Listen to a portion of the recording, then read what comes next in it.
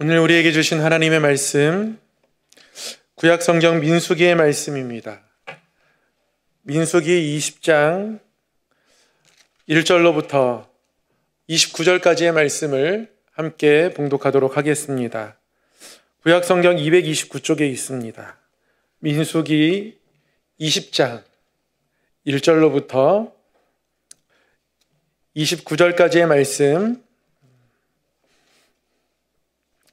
한 절씩 교독하겠습니다.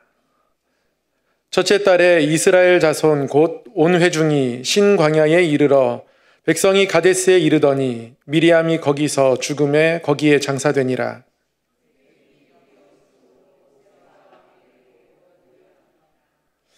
백성이 모세와 다투어 말하여 이르되 우리 형제들이 여호와 앞에서 죽을 때에 우리도 죽었더라면 좋을 뻔하였도다.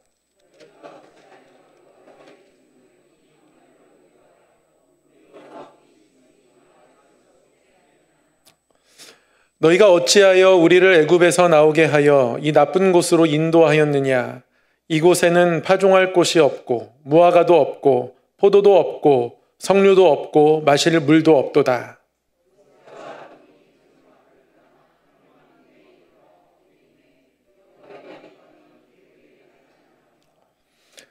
여호와께서 모세에게 말씀하여 이르시되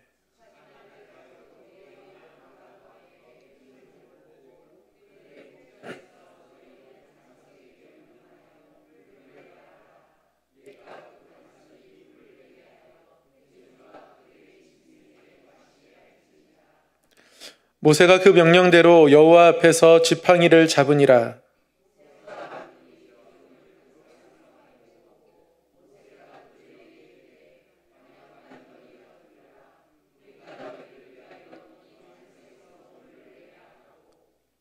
모세가 그의 손을 들어 그의 지팡이로 반석을 2번 치니 물이 많이 솟아나오므로 회중과 그들의 짐승이 마시니라.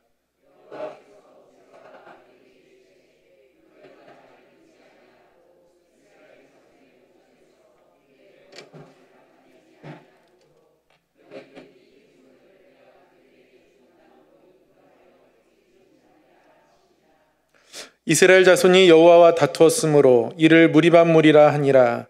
여호와께서 그들 중에서 그 거룩함을 나타내셨더라.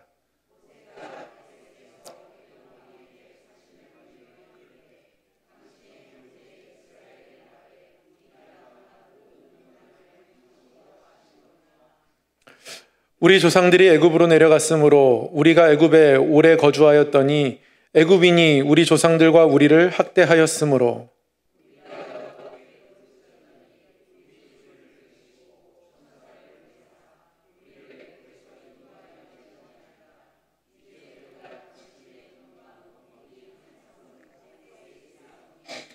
청하건대 우리에게 당신의 땅을 지나가게 하소서.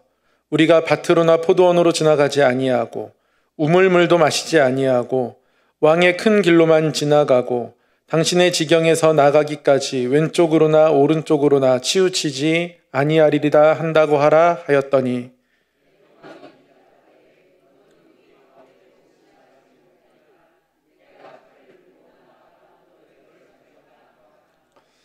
이스라엘 자손이 이르되 우리가 큰 길로만 지나가겠고 우리나 우리 짐승이 당신의 물을 마시면 그 값을 낼 것이라.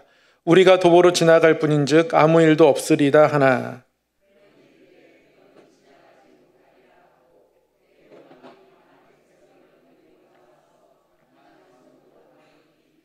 에돔 왕이 이같이 이스라엘이 그의 영토로 지나감을 용납하지 아니하므로 이스라엘이 그들에게서 돌이키니라.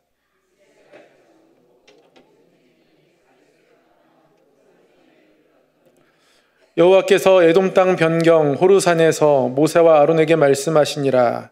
이르시되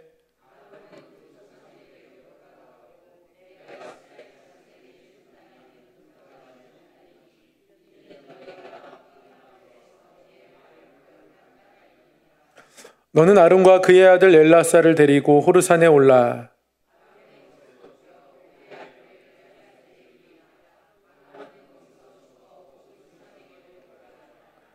모세가 여호와의 명령을 따라 그들과 함께 회중의 목전에서 호르산에 오르니라.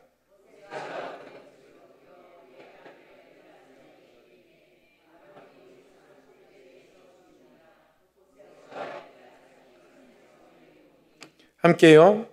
온 회중 곧 이스라엘 온 족속이 아론이 죽은 것을 보고 그를 위하여 30일 동안 애곡하였더라. 아멘. 오늘도 말씀 앞에 나오신 우리 성도님들 주님의 이름으로 환영하고 축복합니다. 우리 옆에 분에게 한번 이렇게 축복하면서 인사했으면 좋겠습니다. 말씀이 당신을 빛나게 합니다.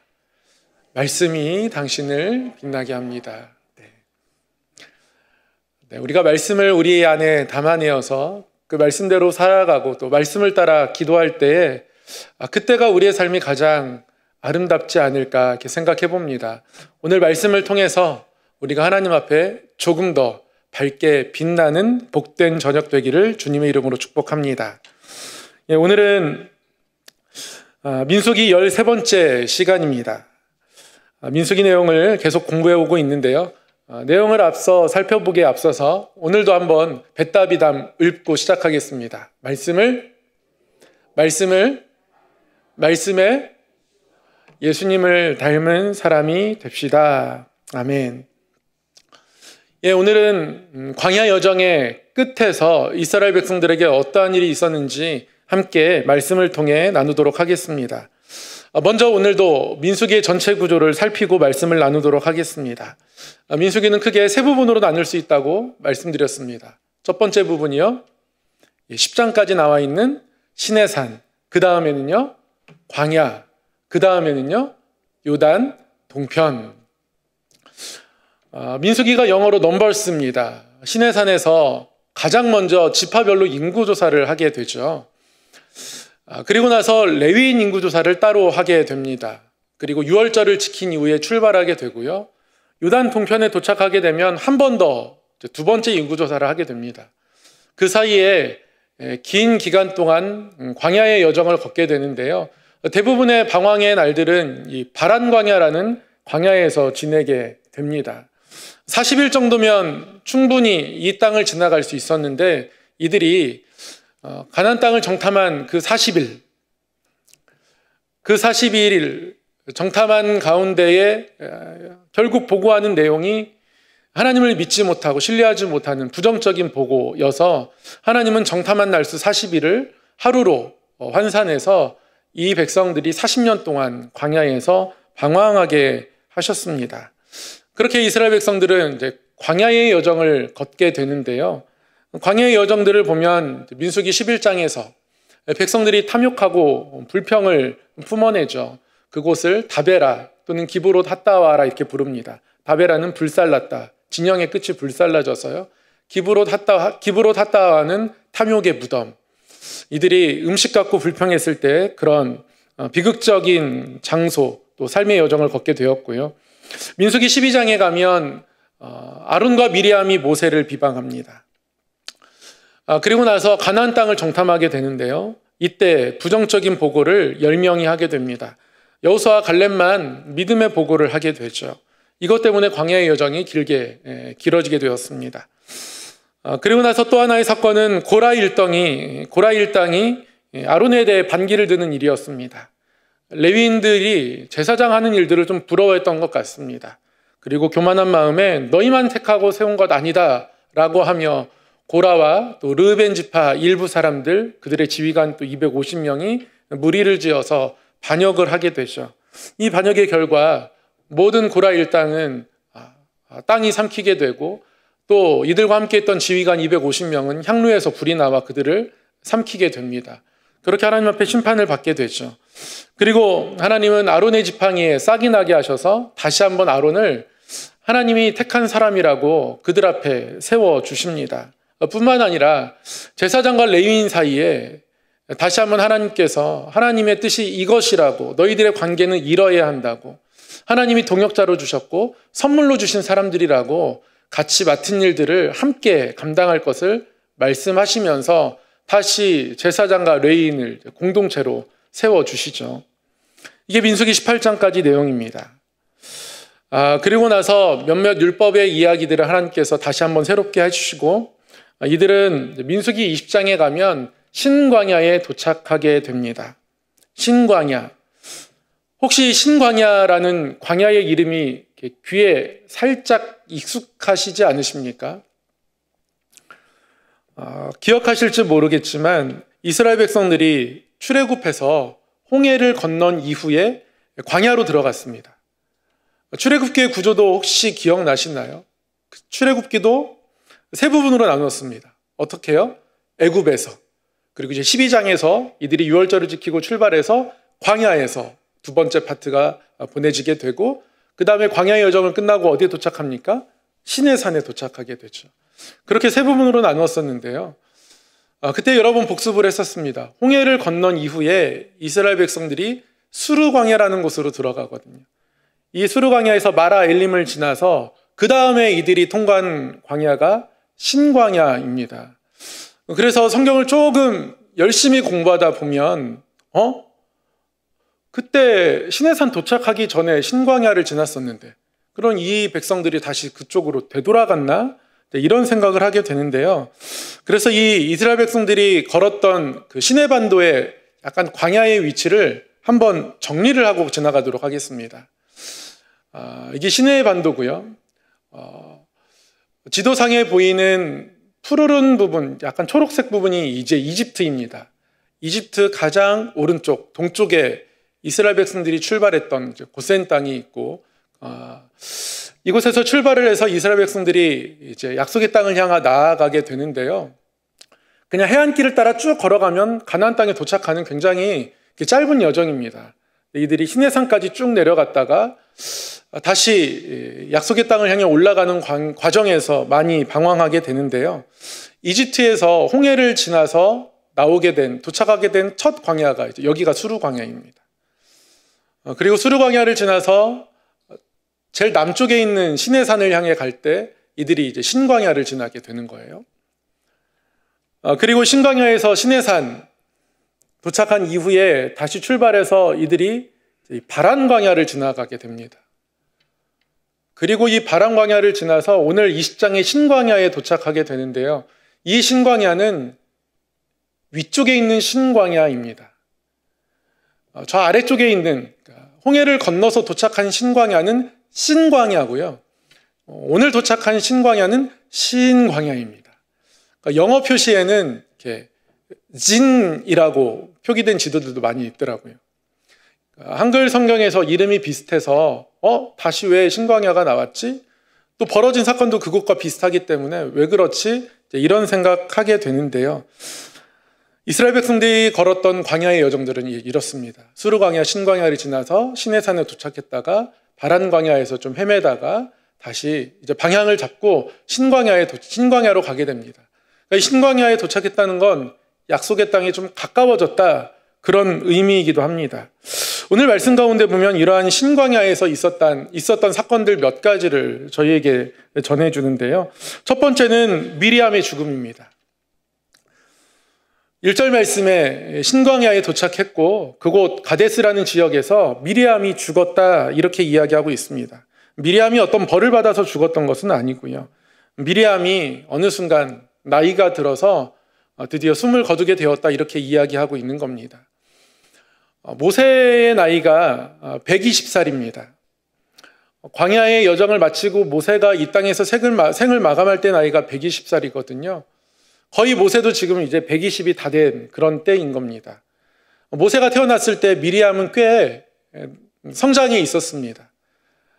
모세가 물에 띄어졌을 때, 또 바로의 공주가 이 모세를 물에서 건져내었을 때 유물을 소개할 만큼, 그만큼 미리암은 나이가 자라 있었던 그런 모습이었습니다.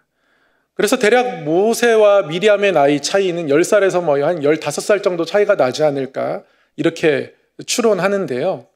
그렇게 따지면 미리암의 나이가 벌써 한 130살에서 135살 정도 된 겁니다. 미리암이 죽었다는 건 그만큼이나 시간이 많이 흘렀다는 겁니다. 신광야에 도착했다, 미리암이 죽었다. 이 여정이 거의 끝에 다다랐다라고 말씀이 전해주고 있는 겁니다. 그렇게 긴 시간이 흘러서 어느덧 바란 광야를 빠져나와 신광야에 도착했습니다.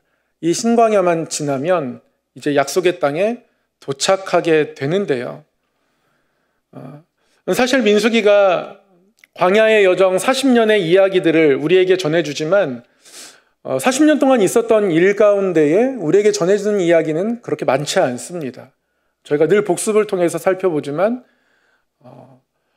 진영이 불살라졌던 그곳들, 그래서 다베라, 기브로 닷다와 그리고 정탐한 것, 그리고 고라 일당이 모세에게 반역한 것, 이 정도 이야기들이 광야 40년 동안 여정 가운데 있었던 주요 사건들입니다. 어느덧 시간이 훅 흘러가지고 40년이 지나서 이스라엘 백성들은 이제 가나안 땅 초입에 들어갑니다. 그러나 오늘 말씀 가운데 보면 우리에게 너무나 익숙한 그 사건, 마치 출애굽 그곳에서 반복되었던 그 사건, 동일한 모습으로 일어나는 것을 볼 수 있는데요. 이른바 무리바물 사건입니다. 애굽에서 빠져나온 사람들 역시 나이가 많이 들었을 거예요. 그리고 그들의 자녀들이 장성했을 겁니다. 그러나 이들의 삶의 모습은 전혀 달라지지 않았습니다. 바란 광야를 빠져나와 새로운 광야를 또 만나자 이들은 불평합니다. 물이 없음을 불평합니다. 불평하는데 뭐라고 불평합니까? 모세의 누이 미리암이 죽은 지 얼마 지나지 않았는데요. 물이 없다고 이들이 불평하면서 우리 형제들이 다른 사람 죽을 때 같이 죽었으면 좋았을 텐데. 어떻게 이렇게 말할 수가 있을까요? 차라리 다른 형제 죽었을 때 그때 함께 죽었으면 좋았을 텐데. 그리고 이어서 어찌하여 우리를 이 나쁜 곳으로 인도했나? 이들이 모세와 아론에게 가서 다시 한번 강하게 불평합니다. 반복되는 이들의 불평의 모습들, 이러한 모습들이 모세와 아론에게는 참 버거운 모습이었을 거예요. 그러나 하나님은 이들에게 이 사건이, 이러한 모습이 마치 처음 있었던 것처럼 그렇게 대하십니다. 모세와 아론에게 뭐라고 말씀하십니까? 이렇게 말씀하세요. 반석에게 명령하여 물을 내라. 하나님 이렇게 말씀하십니다. 너 가서 반석에게 명령해서 물을 내라. 이렇게 해. 하나님이 이렇게 말씀하고 계셔요. 백성들에 대해서 이 백성 너무하다 그렇게 말씀하지 않으시고요. 하나님은 그냥 이 일이 마치 처음 있었던 것처럼 그렇게 말씀하십니다. 하나님이 이렇게 말씀하시는 이유는 매우 간단합니다. 어쩔 때는 하나님께서 이 백성들에 대해서 분노하실 때가 있거든요. 화나실 때가 분명히 있었습니다. 하나님께서 그때 분을 내셨던 이유들은 분명합니다. 모세를 이 백성의 중보자로 세워가는 과정이었습니다. 모세가 중보할 수 있는 마음을 가지고 있었고, 모세가 그런 마음을 기도로 표현함을 통해서 모세를 이 백성의 인도자로 지도자로 점점 굳건하게 세워가는 것이죠. 그리고 중보자란 이런 것이다 라고 백성들 앞에 나타내기도 하고, 그러한 중보 기도를 통해서 하나님은 모세를 더욱더 굳건하게 세운 겁니다. 그래서 하나님은 화를 내신 거예요. 분노하신 겁니다. 이 백성들의 죄를 깨닫게 하기 위함도 있지만 이 백성들의 죄를 놓고 모세가 중보 기도하게 함을 통해서 어쩌면 모세에게 중보 기도하는 기회를 제공함을 통해서 모세를 더 중보자로 굳건하게 세워갔던 겁니다. 그런데 오늘은 하나님께서 이 백성에게 분 내지 않으십니다. 왜 그런 것일까요? 모세가 이미 분이 가득하거든요. 이번에 하나님은 모세에게 중보자로서 백성을 사랑하는 마음을 잃었을 때 그것이 얼마나 뼈아픈 것인지 깨닫게 하고자 하시는 겁니다. 하나님이 모세와 아론에게 이 반석에게 명령하여 물을 내라. 백성들에게 뭐라 할 것 없고 너는 이 반석을 향하여서 물을 내어라 라고 말하면 된다. 하나님 그렇게 말씀하셨는데요. 그런데 모세와 아론은 백성에게 이렇게 행합니다. 반역한 너희여 들으라. 우리가 너희를 위하여 이 반석에서 물을 내랴. 중보자로 인도자로 서기가 싫은 겁니다. 그리고 하나님께서 주시는 능력과 권능으로 이것들을 행하는 것이지만 하나님이 그 마음이 없습니다. 우리가 너희를 위하여 반석에서 물을 내랴 하기 싫은 겁니다. 그래서 어떻게 합니까? 분노 가득한 그 마음 가지고 지팡이로 바위를 2번 내리칩니다. 우리 성도님들, 이러한 모세의 모습이 어떻게 보이십니까? 하나님은 바위를 향하여서 물을 내라 라고 그렇게 말해, 그렇게 시키셨는데 모세는 백성들 앞에 와서 우리가 너희를 위하여 물을 내랴? 이 반역한 너희들아, 우리가 너희를 위하여 그렇게 하랴? 분노하고 있고요. 하나님이 말씀하신 것들로 행하기 싫어합니다. 이러한 모세의 모습, 결국 어떤 결론이 이들에게 주어지게 됩니까?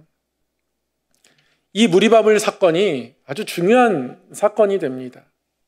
이 무리바물 사건으로 인해서요, 모세 그리고 아론은 가나안 땅에 들어갈 수 없게 되었습니다. 하나님이 말씀하신 이유는 이겁니다. 나의 거룩함을 나타내지 않았다. 모세는 결국 백성들에게 물을 먹였습니다. 홧김에 바위를 2번이나 힘껏 내리쳤지만, 분노로 가득한 마음으로 그렇게 했지만 하나님은 그들에게 물을 주셨습니다. 백성들이 충분히 먹었고요. 물이 너무 많이 나와서 짐승들도 다 먹었다라고 말씀은 기록하고 있습니다. 그러나 하나님의 거룩함을 그곳에 나타내지 않았습니다. 하나님의 마음은 하나도 전해지지 않았습니다. 백성들에게 물만 전해졌습니다. 그래서 하나님, 나의 거룩함을 나타내지 않았다 이렇게 말씀하십니다. 하나님께서 이렇게 말씀하시죠. 이 일에 대해서 민수기 20장 12절 하나님이 이렇게 말씀하십니다. 여호와께서 모세와 아론에게 이르시되 너희가 나를 믿지 아니하고 이스라엘 자손의 목전에서 내 거룩함을 나타내지 아니한 고로 너희는 이 회중을 내가 그들에게 준 땅으로 인도하여 드리지 못하리라 하시니라.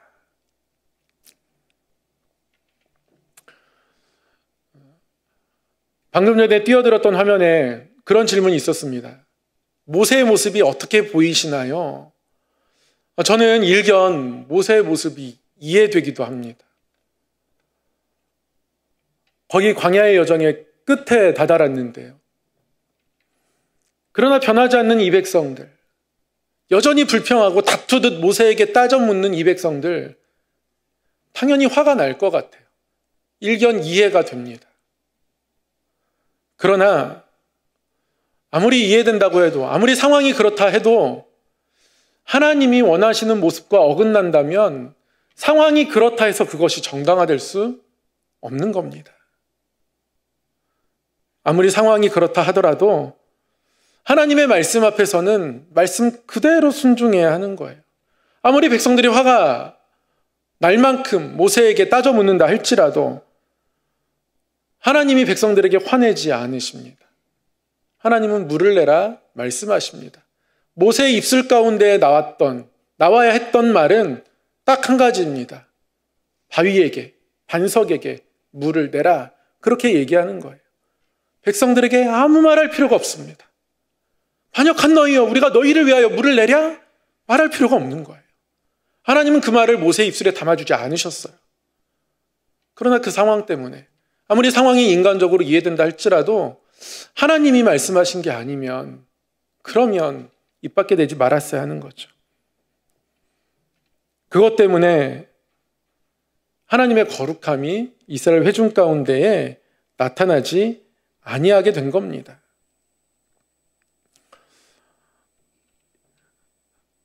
잠시 후에 아론이 죽음을 당하게 되는데요. 아론 역시 나이가 들어 죽습니다. 아론이 그 땅에 들어가지 못하는 이유에 대해서도 하나님은 동일하게 말씀하십니다. 이 무리바물 사건 때문이라고 말씀하세요. 이 사건 이후의 이야기를 읽으면 에돔 땅으로 이스라엘 백성들이 행하길 원하죠. 조금 더 이제 빨리 진행하고 싶어 합니다. 에돔 땅을 가로지르면 좋겠어요. 그러나 에돔 왕이 거절합니다. 에돔은 에서의 족속이에요. 이스라엘 백성들은 야곱의 족속입니다. 조상으로 따지면 형제 관계입니다. 그래서 이해해 줄 것 같았습니다. 우리가 애굽에서 힘든 일 겪었다, 힘들었다, 들어서 알고 있지 않느냐, 어떻게 여기까지 왔는지 알지 않느냐, 그러니 우리를 용납해줘라. 왕의 길로만, 가장 넓은 길 그 길로만 가게 했다. 다른 길로는 빠지지 않겠다. 어디에도 들르지 않겠다. 우물 하나 손대지 않겠다. 그러나 에돔이 거절하죠. 군사를 이끌고 그 앞을 막으며 거절합니다. 그렇게 에돔의 거절을 겪은 이후에 아론은 호르산에서 죽음을 당하게 되는데요. 아론의 죽음에 대해서도 민수기 20장 24절 이렇게 말씀하죠. 아론은 그 조상들에게로 돌아가고 내가 이스라엘 자손에게 준 땅에는 들어가지 못하리니 이는 너희가 무리바물에서 내 말을 거역한 까닭이니라. 오늘 말씀의 주제는 결국 하나님의 거룩함을 나타내지 못한 모세와 아론의 모습입니다. 인간적으로는 이해가 되지만 모세가 결정적인 순간 하나님 앞에 그 분노를 참지 못했습니다. 신앙이란 그런 겁니다. 말씀 그대로를 순종하는 거예요. 가감하지 않고 의심하지 않고 왜곡시키지 않고 순전하게 순종하는 것이 신앙입니다. 모세처럼 하나님 말씀에 순종했던 사람도 반복되는 어려움 속에서 하나님의 영광을 가리게 되죠. 사람은 다 누구나 연약합니다. 모세라 할지라도 그런 상황 속에서 흔들렸다는 말씀이죠. 그래서 우리는 우리 스스로를 돌아보고 조심해야 합니다. 고린도전서 10장 12절 말씀도 우리에게 그렇게 권면합니다. 선줄로 생각하는 자는 넘어질까 조심하라. 선줄로 생각하는 자는 넘어질까 조심하라. 우리의 감정이, 우리의 잘못된 판단이 하나님의 거룩함을 나타내지 않을 수 있습니다. 언제라도 그렇게 될 수 있습니다. 한순간 넘어질 수 있습니다. 매 순간 조심해야죠. 매 순간 깨어 있어야 합니다. 매 순간 깨어 있지 않으면 넘어질 수 있는 존재라는 우리 스스로의 연약함을 하나님 앞에서 우리는 인정해야 합니다. 그래서 깨어 있기 위해서 더욱더 기도하는 것이고 더욱더 말씀 앞에 나오는 것이고 더욱더 하나님의 뜻이 무엇인지 묻고 생각하고 말씀을 더 배우고 또 말씀을 따라 살아가고 말씀에 비추어 보면서 우리가 결국 신의 성품에 참여할 때까지 믿음의 경주를 걸어가는 것 아니겠습니까? 말씀을 묵상하면서 두려운 마음이 들더라고요. 모세도 그 끝자락에 이렇게 변하게 되는데 그 누가 그렇지 않으라고 장담할 수 있을까? 스스로를 향해서 다시 한번 마음을 다지게 됩니다. 이스라엘 백성들이 약속의 땅을 향한 이 하나님을 따라가는 여정에 처음에 있었던 사건이 마지막에 반복되는 것을 보면서 처음에 하나님 앞에 뭔가 새롭게 결단하고 하나님이 이렇게 인도하시는구나라고 하나님 앞에서 순종함으로 감당했던 그 모습을 같은 장면에서 지켜내지 못하는 이 모세의 모습을 보면서 같은 상황 속에서 결국 처음의 마음을 잃어버리면 이렇게 넘어지지 않을까 이런 생각을 하게 됩니다. 더욱더 깨어있어야겠다. 인간은 너무나 연약한 존재구나. 아무리 신앙의 연수가 이만큼이 채워졌다 할지라도 아무리 우리에게 어떤 직분들이 있다 할지라도 그것과 상관없이 우리는 넘어질 수 있는 존재구나. 말씀을 통해서 다시 한번 깨닫게 됩니다. 우리 성함교회 사랑하는 성도 여러분, 신앙이란 말씀 그대로를 순종하는 겁니다. 말씀에 순종할 때 우리의 감정이나 여러 상황이 우리를 흔들어 놓을 때 있겠지만 우리의 입술과 우리의 마음을 거룩히 하고 주의 일들을 감당하며 또 삶의 자리를 살아가는 믿음의 걸음 되기를 소망합니다. 무엇보다 우리가 하나님께 깨어 있어서 하나님의 거룩함을 나타내기를 소망합니다. 우리가 하나님의 거룩함을 나타내면 어떻게 되겠습니까? 우리 교회가 거룩한 교회로 서겠죠. 가정이 거룩한 가정이 될 겁니다. 우리의 자녀들이 거룩한 자녀들로 세워질 거예요.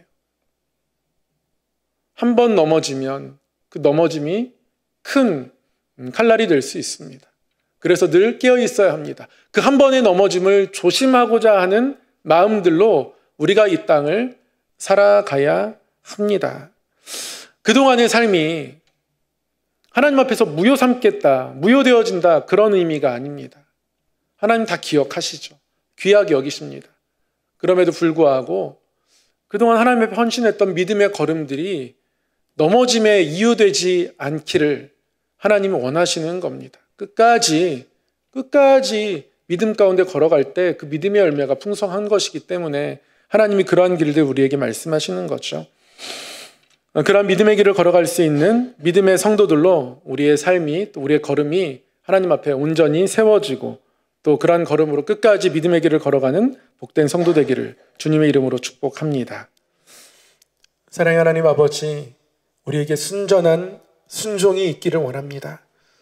하나님, 감히 땅을 밟고 살아가는 우리이지만 하나님의 거룩하심을 나타낼 수 있는 통로임을 믿으며 우리의 삶을 통하여서 또 봉사와 헌신을 통하여서 하나님의 거룩함을 이 세상 가운데에 교회 공동체 안에 나타낼 수 있는 존재들임을 다시금 깨닫사오니 하나님 아버지, 우리의 마음과 생각을 지켜주셔서 하나님의 거룩함을 나타내는 사람 되게 하여 주시옵소서.